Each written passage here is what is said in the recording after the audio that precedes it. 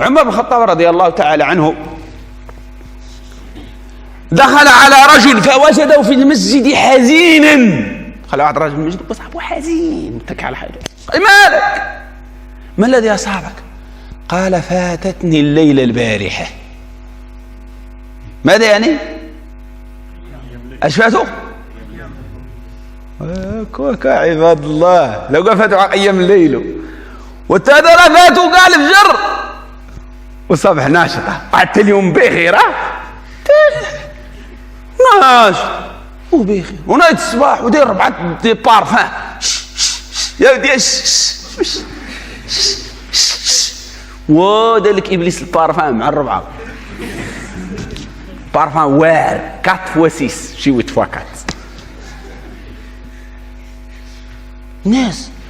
ناس غادي بواحد المنظور مقلوب حزين. قال لي ما؟ قال لي فاتتني الليله البارحه.